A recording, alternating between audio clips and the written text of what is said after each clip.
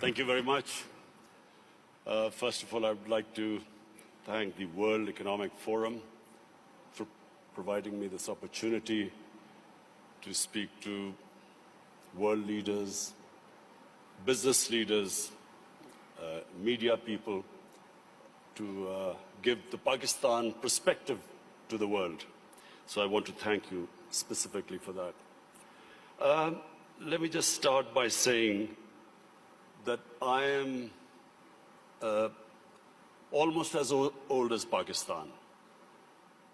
Pakistan was only 5 years older than me. So I grew up with the country. And the country I grew up was supposed to be a welfare state. The founding fathers of our country wanted Pakistan to be what was called an Islamic welfare state. And as I grew up, I had no idea what a welfare state was. So it was when as a teenager I went to England. That's when I first discovered what a welfare state is. It's humanity, it's caring about the underprivileged.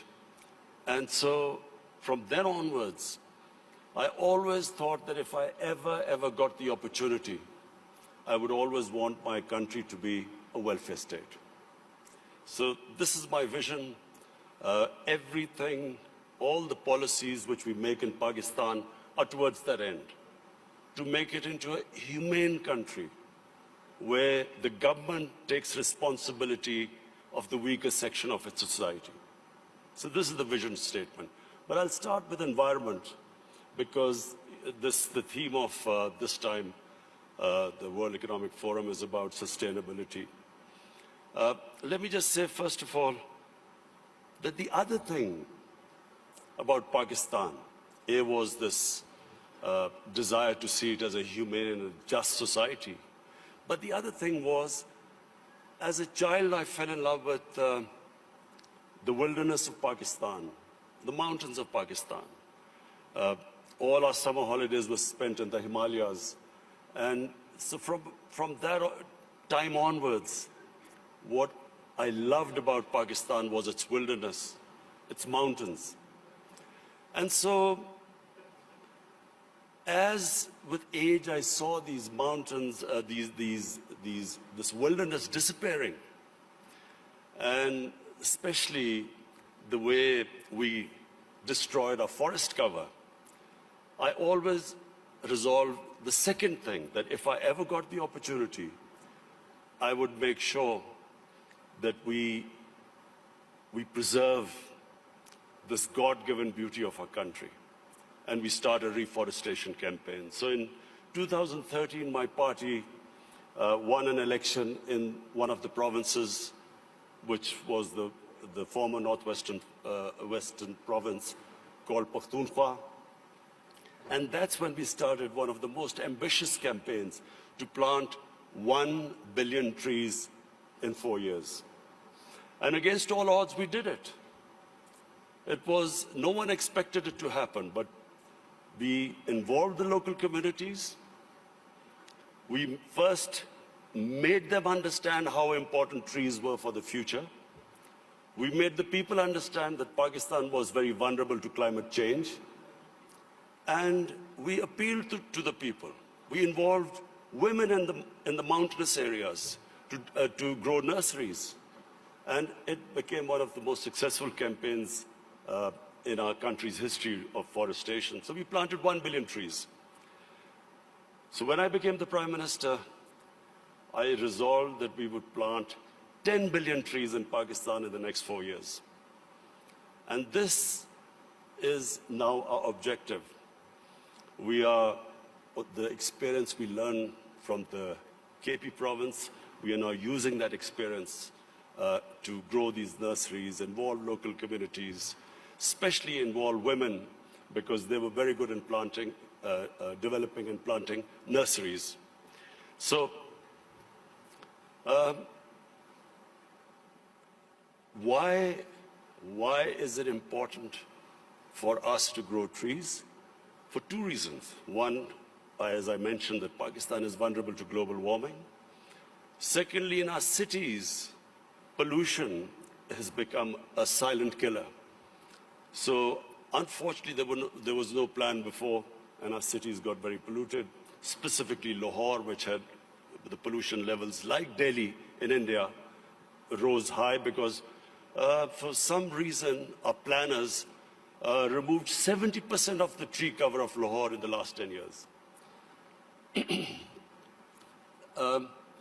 Apart from the environmental aspect now, the third thing I realized, that you cannot make your economy grow unless and until there is peace and stability. Pakistan in the 80s became part of what was the Afghan Jihad. Pakistan became allied with the US to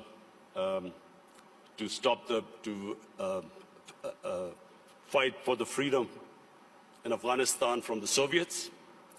We had militant groups in Pakistan trained to do guerrilla activities in Afghanistan. Once that ended, once the Soviets left, we were left with the militant groups, and Pakistan suffered the consequences. First time ever we had militant groups in Pakistan. We had sectarian groups. We had this called the Kalashnikov culture. We had drugs coming into the country. And that was a watershed in Pakistan. Things started going wrong when, and as I repeat, for economy, you need stability. You need peace and order. So if you have armed militias in your country, that became one of the impediments on economic growth. Come 9/11, we again joined the US in its war on terror. This time, the same militant groups that were created, Pakistan was required to disarm them. So again, we went through this process. 70,000 Pakistanis died in it. And of course, what was hit was economic growth. And then the image of Pakistan, a dangerous place in the world. So when I assumed power, I decided, my government decided, that from now onwards, Pakistan will only partner another country in peace. We would not become part of any other conflict. We would not join any country in its conflict. And since then, we have played our part. We have tried to ease tensions between Saudi Arabia and Iran. I also tried to, between the United States and Iran, we tried to do our part, play our part in easing tensions. In Afghanistan, in the peace process now, Pakistan is partnering with the United States to get the Taliban to talk to the Afghanistan government. It is the nearest we are to some sort of a peaceful solution in Afghanistan. The third issue, economics.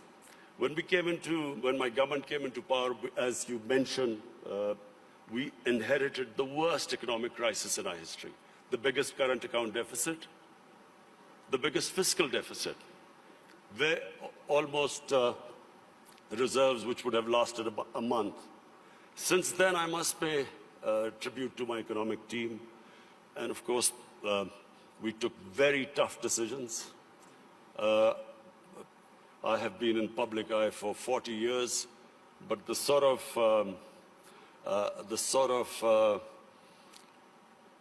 public attitude I have to face in the last 1 year, I've never faced in my life because of all these tough economic decisions we've taken. People are hurting. Naturally, when you do stabilization, you squeeze the economy, people hurt. But we have gone through this very tough period. And mercifully, our economy stabilized. The rupee that was falling, it's now, in fact, in the last few months, it's gained a bit. Our stock market has gone up. Investment in Pakistan year to year has gone up by 200%. So things are we are in the right direction, although I have to say we still have a lot of hard work to do. This year now, we are looking towards economic growth. The idea is now so that we provide employment, bring in investment in Pakistan, create the conditions. And I'm happy to say that in 1 year, according to the World Bank, that index of ease of doing business, Pakistan went up 28 points in the ease of doing business. We were in the top 10 countries which made the biggest improvement. What are the advantages of Pakistan? Number one is our population. We are 210 million people. 60% of Pakistanis are below the age of 30. This is the real strength of Pakistan.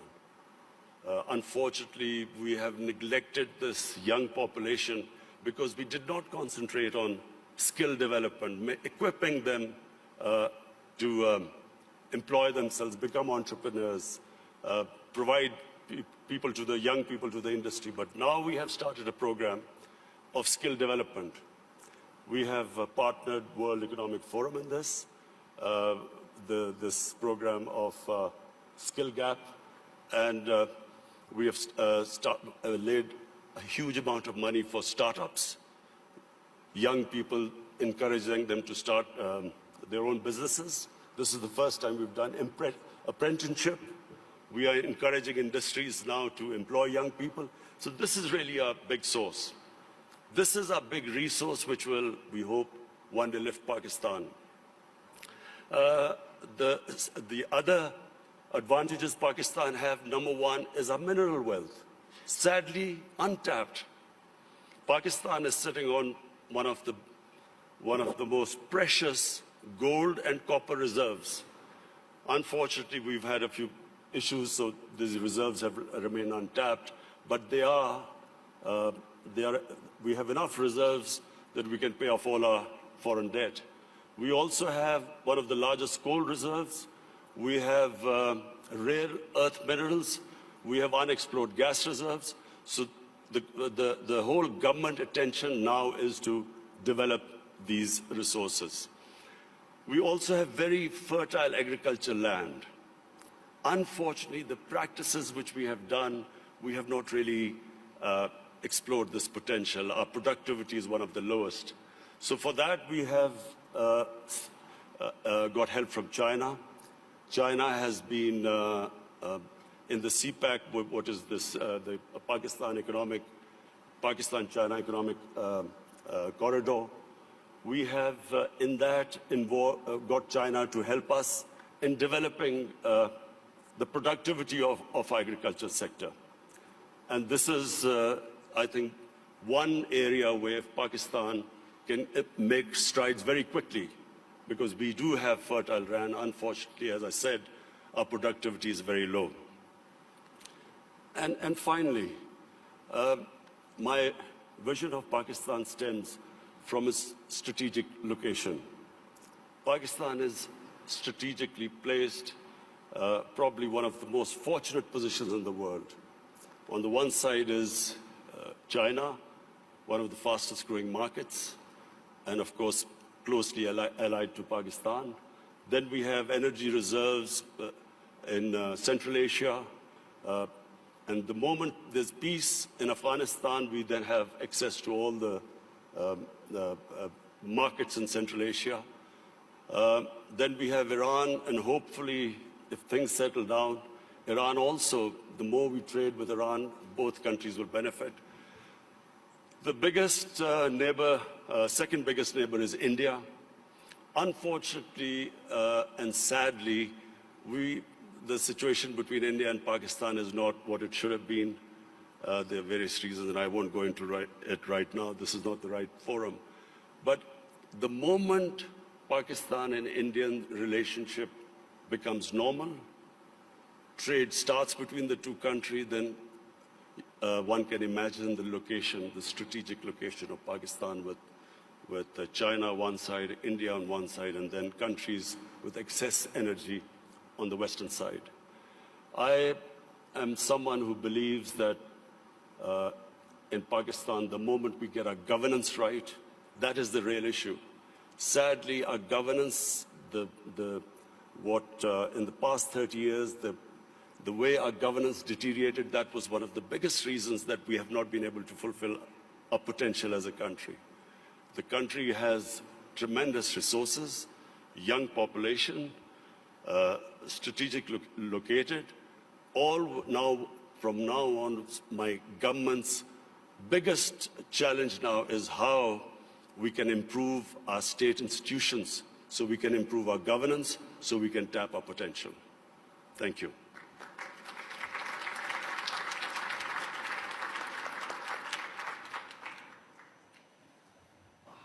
Thank you very much, Mr. Prime Minister.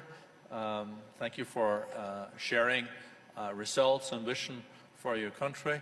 Also very impressive, without any manuscripts, so eloquent, laying out your visions. Last year, foreign direct investments to Pakistan increased with 70%. I guess this is also related to the fact that you alluded to in your speech that the security situation is much better. I think also the energy supply is much more predictable. So what is your interpretation of this increase in FDIs? Do you want more FDIs? And are you pretty sure that you're going to be able to keep the security situation at this level and also further develop and improve when it comes to predictability on the energy side? Well, you know, in 2019 was the safest year in Pakistan since 9/11. And when Pakistan participated in the US war on terror, the security situation deteriorated, and for a time, you know, there were bomb blasts going on, and there was no question of foreign investment coming in. There were foreign advisories from various countries. So we had a real dip in foreign, as understandable if you have a security situation that bad.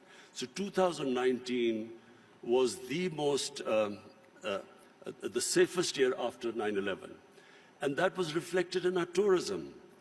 And between 2018 and 19, our tourism doubled in 1 year. And really, this is the great potential of Pakistan in tourism, which is untapped completely. Because Pakistan has historical tourism. It has that 5,000-year-old Indus Valley civilization, the Mohenjo-daro civilization, which is one of the oldest. Then it has religious tourism. It has some of the most sacred sites for Hinduism, Sikhism, Sufism, and then Buddhism. There's some, the center of Buddhist civilization was the Gandhara, which is north of Pakistan. So we have religious tourism. And then the mountain tourism in Pakistan, almost half the peaks, over 24,000 feet, are in Pakistan. So it is untouched as yet, and our concentration for providing jobs to people and improving the growth rate is now on tourism. In fact, without us doing anything, tourism has doubled, and people are finding it difficult to have hotels or places to stay. So we are now inviting tourism investment in tourist resorts. So maybe I'm at least one of the few Norwegians that have visited up in the Swat Valley. It's beautiful, and you also have beautiful other places. I think Swat Valley used to be the honeymoon place, even in Pakistan. Is it now also you see tourism also in these areas where the Pakistani Taliban used to run, and you're not concerned that Pakistani Taliban can come back, and you're pretty sure that this is on safe footing? You see, in Pakistan now, virtually there's no terrorism in Pakistan, and I have to pay tribute to our security forces.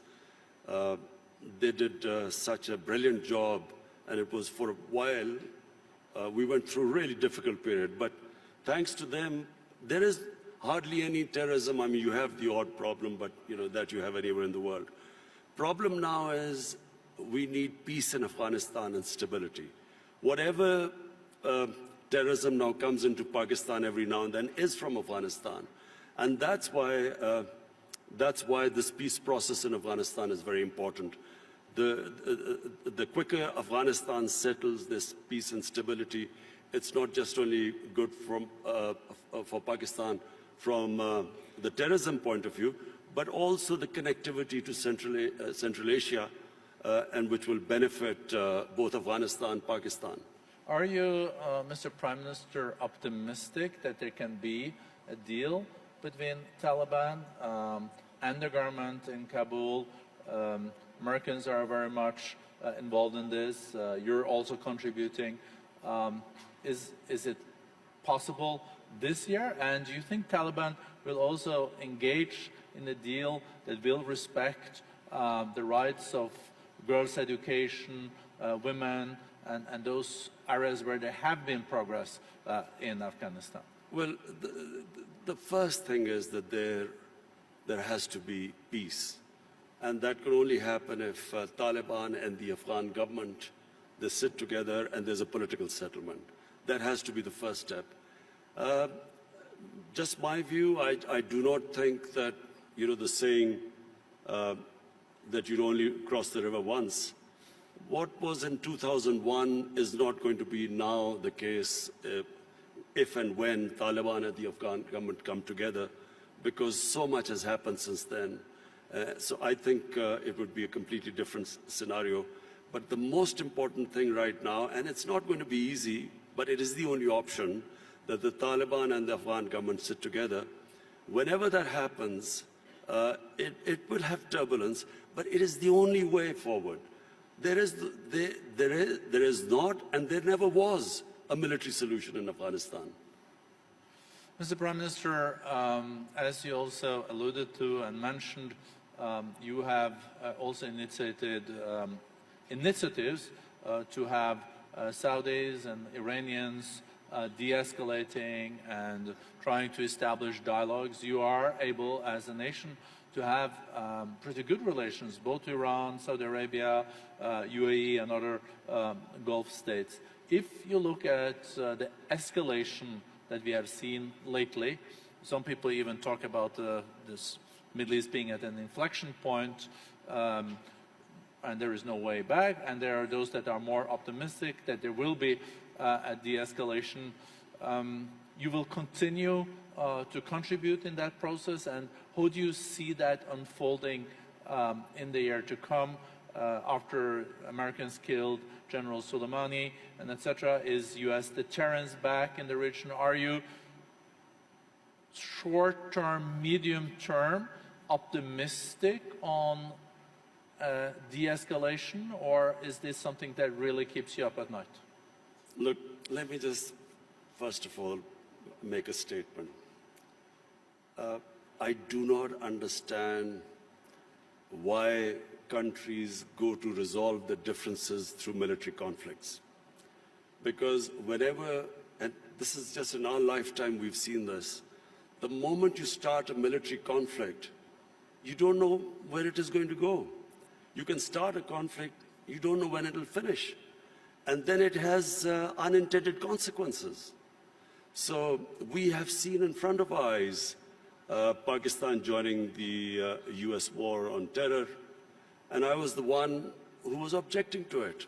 I was openly against it, and I thought Pakistan should have stayed neutral. It should not have become partisan, because Pakistan had nothing to do with 9/11. There were no Pakistanis involved. Al-Qaeda was in Afghanistan. And I remember then President Musharraf telling us, it's only a matter of a few weeks. So 70,000 people dead later, 10 years later, over $100 billion lost to the economy later, finally we realized we had made a mistake. And the US and Afghanistan, 18, 19 years of this war and $1 trillion down the drain. So I do not think this is a way to resolve issues. And the worst thing that could happen is if there's a conflict between Iran and the US and its allies, it'll be a disaster. It'll be a disaster for us, Pakistan, it'll be a disaster. It'll be a disaster for the developing world, because the oil prices will shoot up. Already we are trying to barely manage our budgets and our current account situation. Suddenly everything will be offset. It'll cause poverty in the world. And God knows how long it will go on. So, we in Pakistan pray that this does not happen. We have tried our best. We've already talked to Saudi Arabia, Iran, the United States. I spoke to President Trump yesterday, and I told him that this would be a disaster for us if this war starts. Did he agree? He didn't say anything. You can share with us. It stay in this room. No, I'm serious. He didn't say anything.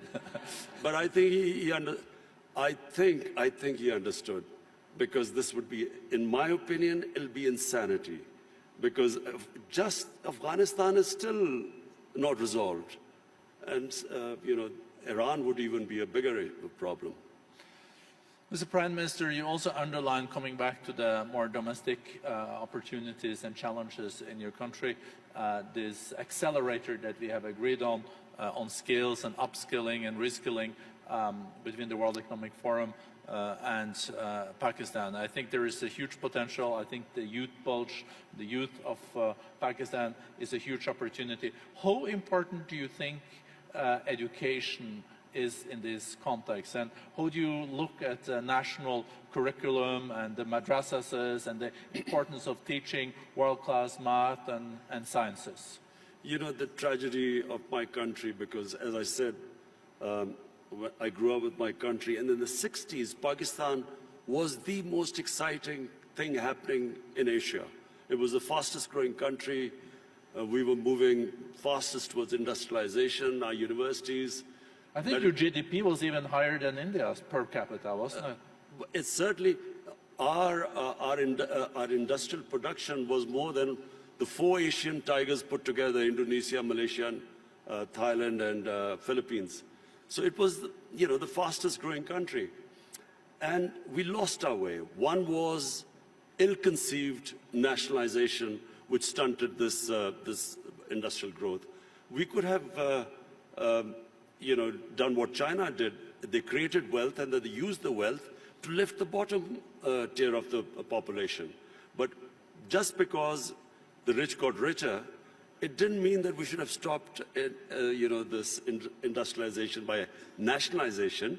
We should have just had a more equitable growth. But that was one where we went wrong. And secondly, we just did not pay enough attention to our education system. So we developed this 3-tier education system: English medium for an elite, then there was Urdu medium, which was for the masses, and then there was Dini madrasas. 3 parallel systems going. So what my government is now trying to do is to synthesize the system, get the core issue, the core syllabus should be the same for everyone, and give everyone equal opportunities. The education system actually created the differences, economic differences between people, because people could not go on to the higher class because they were not equipped by the education system. So this is what we are trying to do: change the flaws of education system by synthesizing it.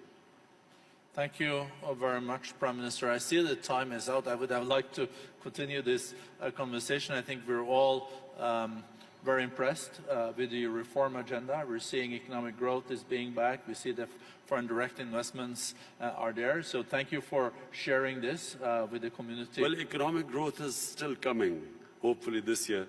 The economy has stabilized.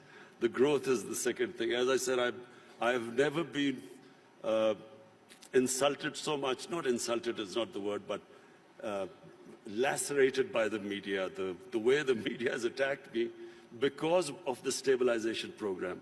But this now, 2020, is the year we want to lift our growth rate and provide jobs to our young people. And I think you can also rely on the Davos community when it comes to supporting your agenda for reforms in your country, so you get back growth and a more inclusive growth. Thank you so much, Mr. Prime. Thank you.